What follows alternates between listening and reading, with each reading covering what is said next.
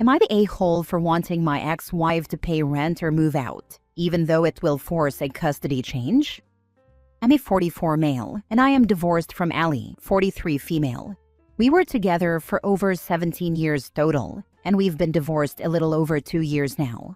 Ali and I divorced because she thought I was having an affair, which I wasn't. She believed I was being secretive and that staying out late meant I was seeing someone else. In reality, I was being secretive because of my job. I've always been required to protect customer information. That was never new or unexpected.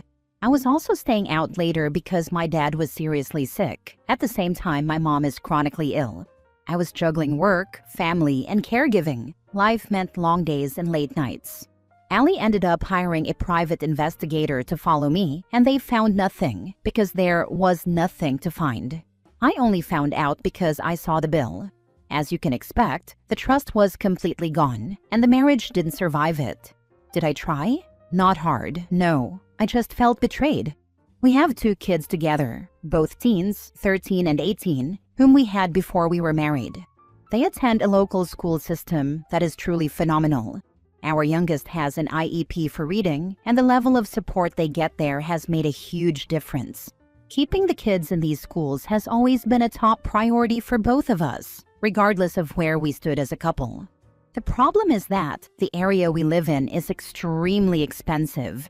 I honestly don't know any single person who can afford to live here alone without roommates or a partner. I'm sure they exist. I just don't personally know any. Ali worked before, but she was always low income, and now she chooses not to work. We have 50-50 joint custody, and I pay a significant amount of child support. 3 months ago, the legal agreement regarding our former marital home ended. The house was originally owned by my parents, who are aging poorly due to health issues, so they transferred ownership of both that house and the one I live in to me to get it out of the way. Now here's the conflict. I want Ali to start paying rent for the home she's living in. The rent I'm asking is still below market value, but it would be more than the child support I currently pay her. If I rented it to someone else, I could honestly make a lot more. Ali and her new boyfriend Jacob are expecting their first child together. They say they can't afford to live in the area while also paying that rent. I told her as calmly as I could that I can't afford to support an entire second family long term. Due to the court order, Ali can't move away with the kids. If she relocates, it would have to be without them, which is obviously part of the overall issue. She talked to the kids about all of this before looping me in. I wasn't happy about that, but what's done is done. The kids are understandably upset, but what surprised me is that they're more upset with her. They feel like she's expecting me to continue paying for her life, her boyfriend, and her new baby. I don't even like that they're involved in this. Ali has been trying to find another place, but anything affordable within an hour commute is either unavailable right now or has a long wait list. She told me that if she has to move farther away, I'll need to have the kids most of the time because of school, and she'll take them on weekends. I actually told her I'm fine with that because I want more time with them, what's best for them and their education. However, I also told her that if custody changes, we'll need to go back to court to reevaluate child support. After hearing that, she completely lost it. She accused me of trying to punish her, control her life, and financially destroy her while she's pregnant. From my perspective, I'm already paying child support. I've been flexible, and I'm prioritizing the kids staying in their schools. I just don't think it's fair or sustainable for me to continue subsidizing my ex-wife's housing while she builds a new family. At the same time, I know that forcing this issue could drastically change her life, impact her relationship with the kids, and make me look like the bad guy, especially given that she's pregnant and housing is so hard to find. So, am I the a-hole for wanting my ex to either pay rent or move out, even knowing it could lead to a custody change and financial consequences for her? Now for the comments. She literally blew up a 17-year marriage because she couldn't communicate, and then expected you to bankroll her life indefinitely. To be fair, it sounds like he couldn't communicate either. I don't have to ask my husband about his job because he will tell me if there's a project taking more time because it would affect the family. I don't have to ask my husband about his parents and their health because he will involve me with that too. It's hard to be secretive about it all when you're married, in my opinion. There's not much to do about my job. I work in the medical field. I take calls and I can't talk about those. She would ask, "Who's calling?" And I would say, "A patient." She would want more than that, which I can't give. As for my parents, she knew. She just didn't believe I was actually there when I said I was, or thought I was making excuses to not do something. She got upset because I cooked dinner for my parents. She said I smelled as if I was at a restaurant. You can't argue with that kind of thinking and win. Not the a-hole. Typically with 50-50 custody, no child support is paid. I'm a much higher earner, so I was ordered to pay to keep things equal. I knew I would end up paying during the divorce, so it wasn't something that caught me by surprise. Not the a-hole. Doesn't the boyfriend have a job? Let him pay rent. He works at a local dealership. Not sure of his wage, but I know he also pays child support, so I imagine he's not doing the best either. Are you sure she and Jacob weren't already together when you were still married? Maybe she was projecting when she thought you were cheating. I don't think so. I never took her for someone to step out of a relationship, in all honesty. If they were, good for them. I'm over that part of my life. Next story. Am I the a-hole for allowing my stepdaughter to wear stinky pajamas to school? I, 31 female, married my husband, 37 male, in December, then moved in with him and his daughter, 15 female. Her mom, 41 female, is in the picture, but my stepdaughter lives with us full-time. On the first day of school after Christmas break for my stepdaughter, I was supposed to drive her to school. When she was ready, she was in pajamas that smelled like gym clothes. She had pimple patches all over her face. Her hair was messy and greasy. But I didn't say anything. She's 15 and in 10th grade. I figured she's old enough to dress herself. Plus, if her mom and dad don't have a problem with it, why should I? My mom, 53 female, came to visit. My mom looked like her eyes would fall out of her head when she saw how my stepdaughter looked when she came home from school. My mom asked how on earth I'm allowing my stepdaughter to go to school like that. I told my mom nobody asked for my input and it wasn't my decision. She called me, my husband, and my stepdaughter's mom bad parents for allowing her to look like that at school. I asked my mom to leave my house. Am I the a-hole? Plus, if her mom and dad don't have a problem with it, why should I? There are at least 3 people in this post who have no business being parents. I mean, I get it to a certain degree. When I was in high school, I would wear basically pajamas to school. My mother hated it, but I was just a comfy kid. If I had to be there, it didn't matter what I wore in my opinion. I would still dress up nice most of the time, but some days it was PJs. They also never stank, but I do get it from the kid's perspective. However, as a mom of a teenager now, I at least make sure she's decent. Even if she wears PJs to school, I make sure they are clean and appropriate. I try to make sure her face is cleaned off before she gets out of my car, and her hair is done at least halfway nicely. I would never let her walk in with pimple patches and just looking like a nasty bum. This is a 15-year-old girl that doesn't care what she looks or smells like. There is a problem with all of you. Yeah, my 14-year-old and 12-year-old daughters would be mortified to go to school like that. The mere threat of it is usually enough to get them to get off their butts and get ready. Like, I have to get to work. If you're not dressed in 10 minutes, you'll go to school in your PJs. Never see them move so fast. You're the a-hole OP. Your stepdaughter is not okay. This girl sounds depressed. It's not normal to go to school looking like a cry for help. I work in a high school, and unfortunately a lot of high schoolers do look and smell like this, which is wild because I wouldn't have been caught dead like this in school. Honestly, I think we're seeing the effects of 2 parents having to work now. A lot of people forget certain things need to be taught and reinforced, like basic hygiene. A lot of these parents don't pay attention or care, or have the mindset that once the kid is in high school, they're old enough to take care of themselves. Some parents don't realize that when they come home from work, they still have a second job, which is parenting. Edit. This edit is for the wonderful people who are concerned about my stepdaughter. I agree I'm the a-hole. I now understand this is not normal. I will do my best to get her professional help. Next story. Am I the a-hole for leaving the house to stay with my boyfriend after my sister forced me to take care of her child? I'm 20 female and I do not like kids. I never have. I do not enjoy taking care of them, playing with them, or being responsible for them. I have always been clear about this with my family. My sister, 31 female, has a 5-month-old daughter.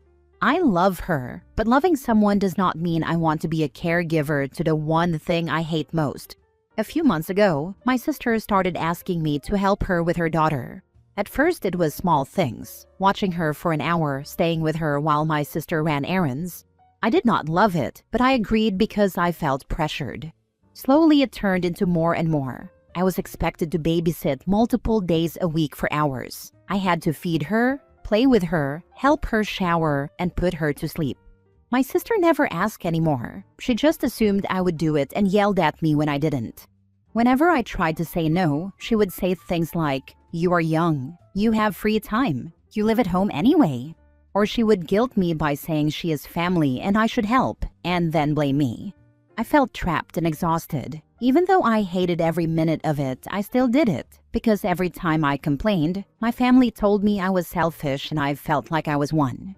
Recently, I told everyone that I had planned a trip with my friends. It was already paid for and planned weeks in advance. I was excited because it was the first time in a long while I felt like I had something for myself. My sister immediately got angry. She said, "What am I supposed to do with my daughter then?" I reminded her that I never agreed to be her full-time babysitter. She exploded and said I was abandoning her and being irresponsible, like it's my baby and not hers. She told me that I should cancel my trip and take care of my niece instead, so I immediately said no. That turned into a huge argument. She called me names, including bitch, and said I was immature and heartless. My parents sided, of course, with her and said I should step up and help my sister. I felt overwhelmed and honestly so done that I would really snap at them if I stayed. So I packed a bag and left the house to stay with my boyfriend for a few days. Now they are furious. They say I ran away from responsibility and that I chose my boyfriend and friends over my own family. My sister says I betrayed her and that she cannot rely on me anymore. I feel guilty for my niece and I feel like I am the bad one. So am I the a-hole? Where is her husband/father of the child? Not the a-hole. Your sister acts like she feels she ruined her life with kids and is taking it out on you because you don't have kids. It's one thing if she has to work and can't find arrangements for the time being, but it's another to expect free childcare anytime you feel like it. She had that baby, not you. She needs to pay you for your time or hire someone. Why don't your parents help out and babysit, since they see nothing wrong with a family member giving free childcare? I'm sure they have nothing to do if they have the energy to come at you about how you use your free time. I didn't mention him actually, because he's the kind of person who does anything his wife wants. He's okay with it, so he is on her side. Not the a-hole. Your sister is responsible for her child, not you. You need to set boundaries here and be confident enough to maintain them. Just say no. The number of posts about people dumping their kids is astonishing. OP is not the parent and deserves their own life. Sister needs to co-parent with dad or find other resources. OP isn't her resource, not the a-hole. Not the a-hole. Your sister and the child's father are responsible for their daughter's care. The child is not your responsibility. Your sister should have never relied on you in the first place. Does your niece live in the home with you and your parents? Does your sister not have her own home? Do your parents have an expectation that you will babysit instead of paying rent? I'm trying to figure out how or why they are on your sister's side. If that's the case, you would be better off paying them rent, in my opinion. The parents are on the sister's side because if OP disappears, they will be next on the hook to take care of the kid. Last story. Am I the a-hole for undermining my stepmom and getting my stepsister soup? Last week on Friday, my stepsister, 17, texted our family group chat with me 19 male, my dad, 52, my stepmom, 47, and my other stepsister, 19 female.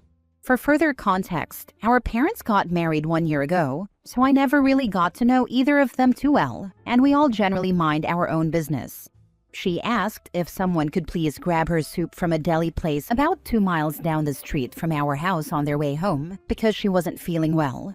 My dad and stepsister both said they would be home later, and my stepmom said that since she had a license now, she could go herself. She said she was feeling really bad and didn't think she could. I was driving and stopped at a gas station, and when I checked my phone while there, I saw the messages and said that I could grab her some since I had just gotten off work. She said thank you, and my stepmom immediately responded and asked if I was sure, since she was almost an adult who could get it herself. I said it was no big deal and that it was on the way home. We get takeout from this place for dinner sometimes, and I remembered she likes their cookies, so I grabbed one for her too. When I got home, my stepsister was on the couch and my stepmom was at the kitchen island, but they're kind of in the same room, so when I gave her the soup and the cookie, my stepmom noticed. Later on, my dad told me that apparently my stepmom didn't like that I went and got her the soup after she said she could grab it herself, because I was undermining her. Apparently, she also didn't like that I bought her a cookie too, because it was rewarding laziness. I said she was being ridiculous, because it was literally soup, and my dad told me that it didn't matter, and that if she didn't like it, I was in the wrong because I crossed the line by doing something she didn't want me to do. I thought she was overreacting at first, but it seems like she is still upset about it. And the more I think about it, I feel as if I may have gone against what she wanted, which is semi-rude. Tell your dad you now feel like your stepmom has overstepped with you, because you're an adult and you can make these decisions on your own. But also, OP's stepsister is being mature and acting more like an adult than her own mom. When you're sick, you stay home so you don't get other people sick. Honestly, the stepmom basically saying get it yourself is weird. I can see the point she was trying to make. The kid is almost an adult, and she needs to learn how to navigate illnesses and situations on her own if there is no one available to help. But there was, and OP offered, because OP is a kind person. If stepmom is so offended that another adult offered to help her child, then that's her problem, and she needs to build a bridge and get the heck over it. OP, it shows a little effort and care, and it makes stepmom feel like crap because if that were you, she would absolutely not do the same for you. You are not her child and not her family. What does being an adult even have to do with it? I'm an adult with kids, one in college, and if I'm feeling sick, my wife will get soup for me, not make me get it myself, and I do the same for her. That's an absurd thing to have a problem with. Unless your stepsister does this habitually because she's lazy, but you didn't mention anything about that in your post. Even better, you know what adults do when they're sick and want food? DoorDash.